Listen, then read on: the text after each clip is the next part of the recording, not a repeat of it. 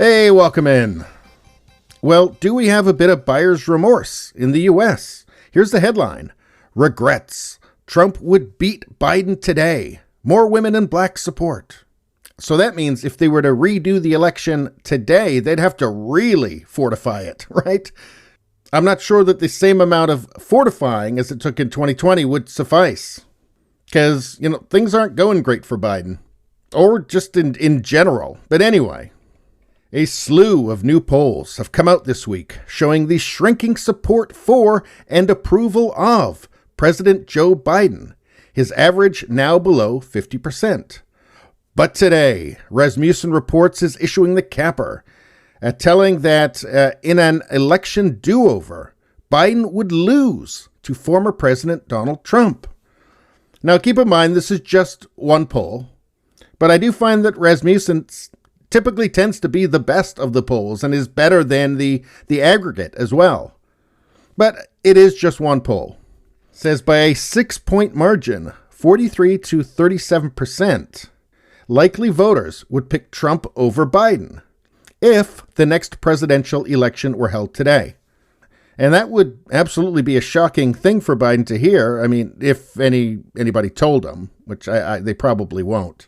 Let's see, it says that the details of the survey, which samples more Democrats than Republicans, so this is skewed more towards Biden already, showed that Trump would win more women and blacks than he did in 2020.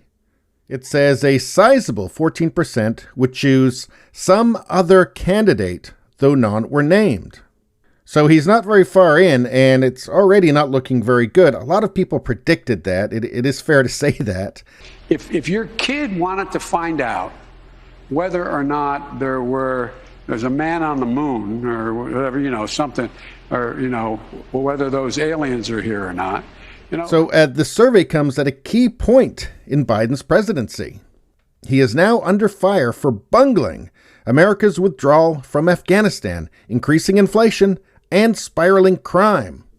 I mean, who could have guessed that so much would go wrong right at the start of his term? I mean, this is a guy who didn't even campaign. He didn't even campaign. He let the media do all of the work for him while he could just rest, preparing himself for all of the hard work to come as president.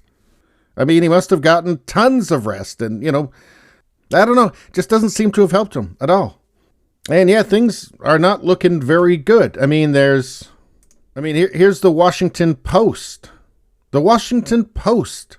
And they love Biden. Opinion piece in the Washington Post says, Biden must rescue thousands of U.S. citizens trapped in Afghanistan.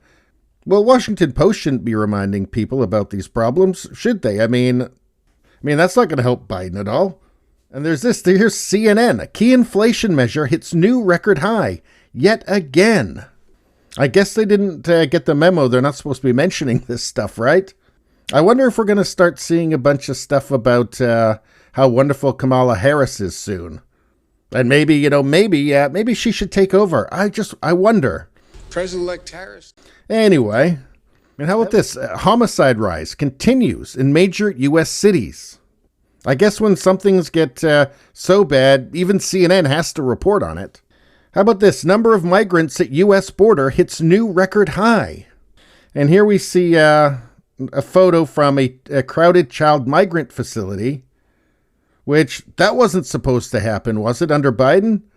Biden was supposed to fix all this. He wasn't cruel and heartless like the Orange Man.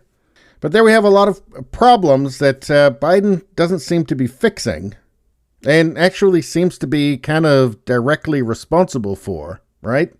Let's see. Several other surveys out this week have shown his approval rating underwater, a place Trump floated for much of his presidency. Well, what has Trump got to do with it? We're talking about Biden.